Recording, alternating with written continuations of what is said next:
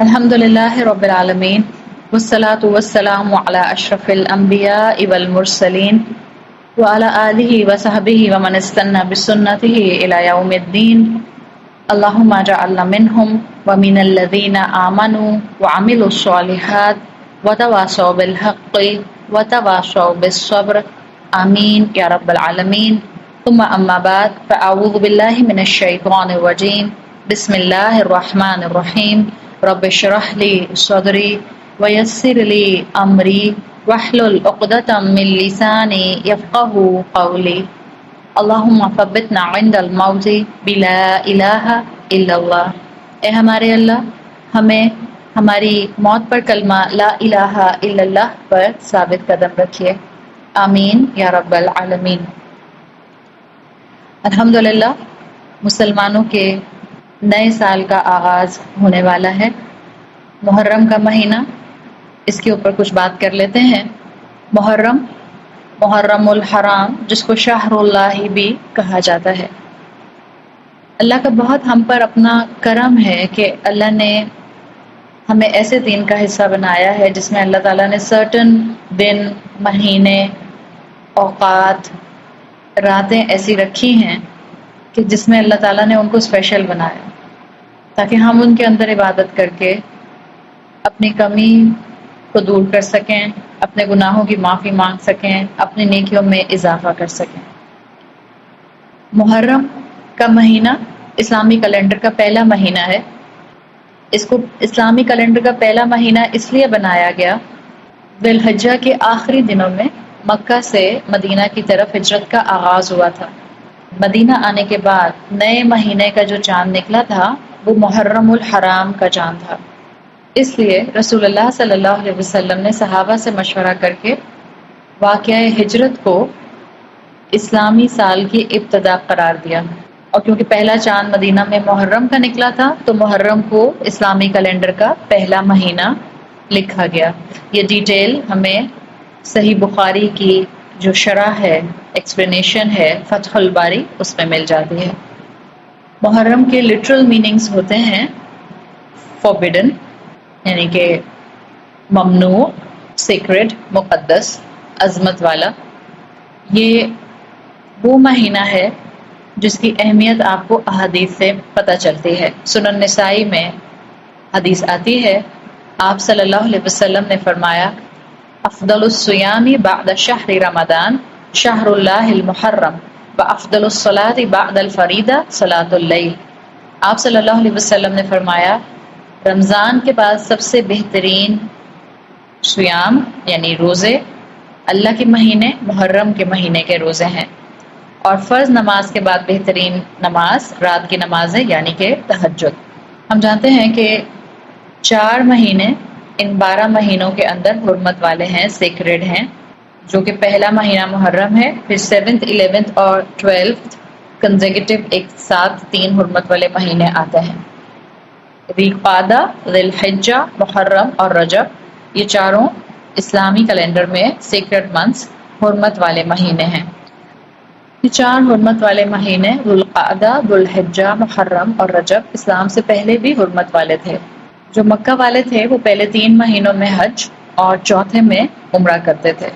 اس لیے ان مہینوں کے اندر وہ جنگ نہیں کیا کرتے تھے، لوٹ مار نہیں کیا کرتے تھے، اس لیے کہ یہ ان کے اندر سینٹٹی والے سیکرڈ منتھس تھے. اللہ تعالیٰ نے محرم کے مہینے کو اپنے ساتھ منسوب کیا ہے، شہر اللہ المحرم. تو یہ نام سن کر ہی ہمیں اس مہینے کی اہمیت کا اندازہ ہو جاتا ہے. جو محرم ہے یہ کئی اینگل سے اپنے اندر ہسٹوریکل ایونٹس کو رکھتا ہے، اور بعض تاریخی واقعات جو ہیں وہ اس کی اہمیت کو اور بڑھا دیتے ہیں. یہ وہی مہینہ ہے صحیح مسلم کے مطابق جس میں اللہ تعالیٰ نے بنی اسرائیل کو غلامی سے نجات دلائی فرعون کی. اسی مہینے میں فرعون کو غرق کیا گیا. موسیٰ علیہ السلام بنی اسرائیل کو کامیابی کے ساتھ مصر سے لے کر نکل گئے. عام الفیل کا واقعہ جو ہے وہ اسی مہینے میں پیش آیا جب ابرہہ ہاتھیوں کا لشکر لے کر مکہ کے اوپر حملہ کرنے کے لیے آیا تھا. حضرت عمر رضی اللہ عنہ کے اوپر جو تھا وہ حضرت عمر کے اوپر قاتلانہ حملہ کیا گیا اور یکم محرم کو 23 ہجرہ کو آپ شہید ہو گئے۔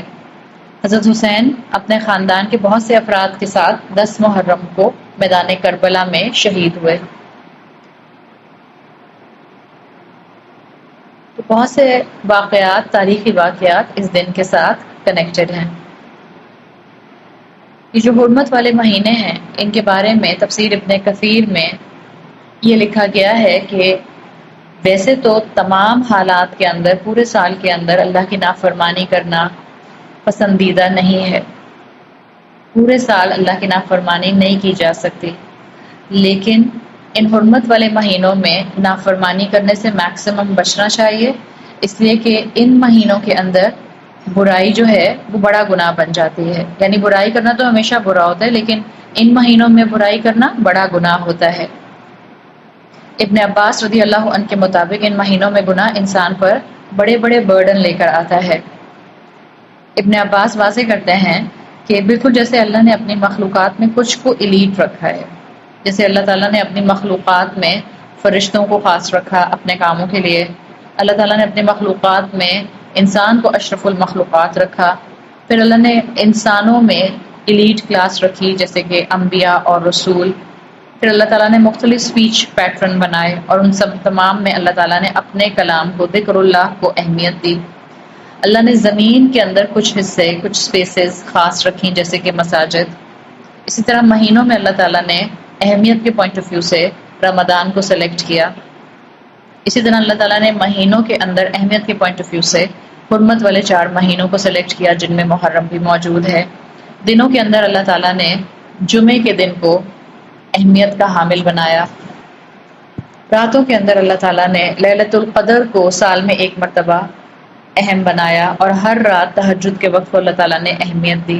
تو یہ جو اللہ نے اسپیسیفک ٹائم، ڈیز اور منتھس چنے ہیں، اس میں نیکی انسان کے اجر کو بڑھا دیتی ہے۔ ان اوقات کو میکسیمم یوز کرنے کی کوشش کریں۔